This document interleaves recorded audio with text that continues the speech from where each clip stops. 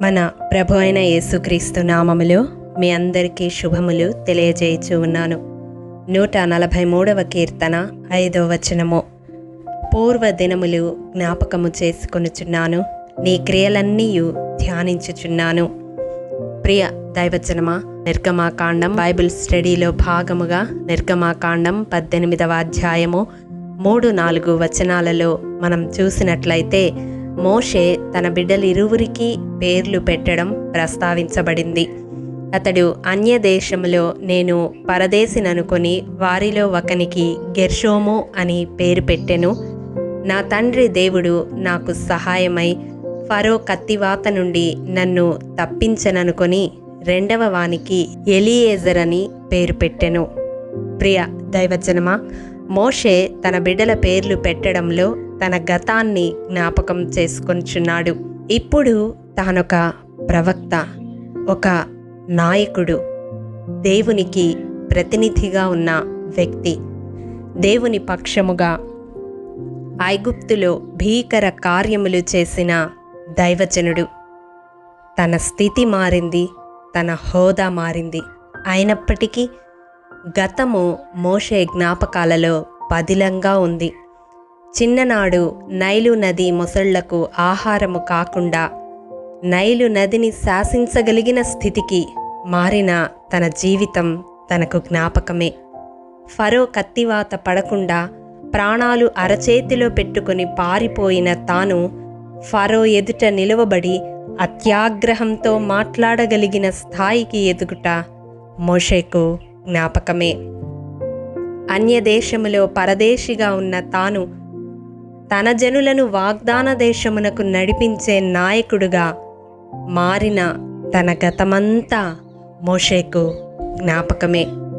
అందుకనే ఆ జ్ఞాపకాలను పదిలపరుచుకుంటూ తన బిడ్డలిరువురికి పేర్లు పెడుతూ ఉన్నాడు.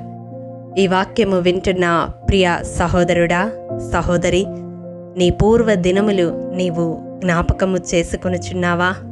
నీ జీవితములో దేవుడు జరిగించిన క్రియలన్నిటినీ ధ్యానించుచున్నావా? నీ స్థితి మారగానే, నీ హోదా మారగానే, నీ స్థాయి పెరగగానే నీ గతాన్ని మరచి ఇష్టానుసారముగా జీవిస్తూ ఉన్నావా?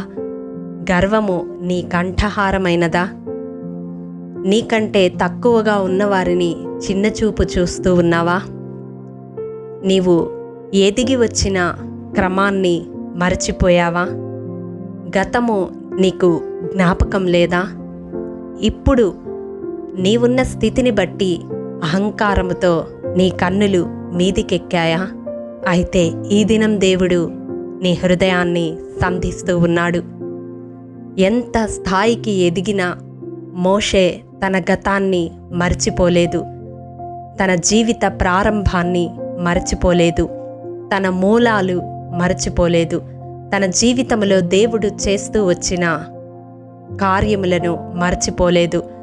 తన జీవితాన్ని ఏ స్థాయికి దేవుడు రూపాంతరపరిచాడో నిత్యము తన హృదయములో జ్ఞాపకంగా పదిలపరుచుకున్నాడు.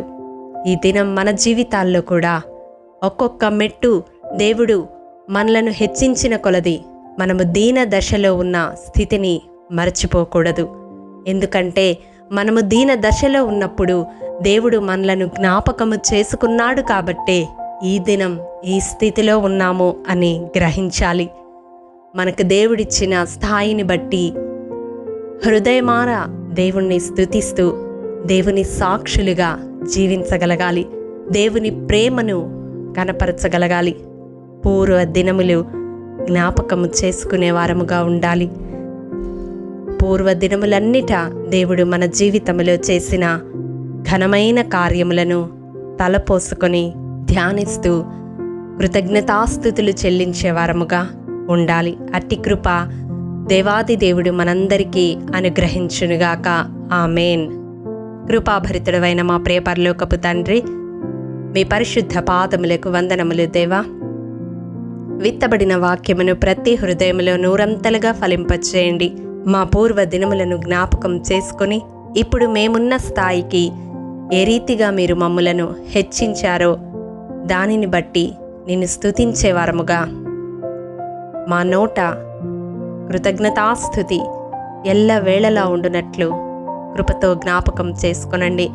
మేమున్న స్థితిని బట్టి గర్వించకుండా దీన మనస్సుతో నిన్ను ఆరాధించే భాగ్యమును దయచేయమని యేసతి పరిశుద్ధ నామం పేరట అడిగి పొందుకొని ఉన్నాము తండ్రి, ఆమేన్.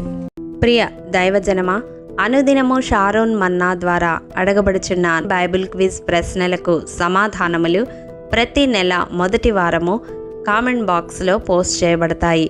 కాబట్టి గమనించి మీకు తెలియని ప్రశ్నలకు సమాధానములు తెలుసుకొనగలరని ప్రభు పేరట మనవి చేయుచూ ఉన్నాము. ప్రియ దైవజనమా, ఈ దినం బైబిల్ క్విజ్ ప్రశ్న: పిలువబడక పురుషుడే గాని స్త్రీయే గాని అహశ్వేరోషు రాజు యొక్క అంతఃగృహమున ప్రవేశించిన ఎడల ఎవరు మాత్రమే బ్రతుకుదురు?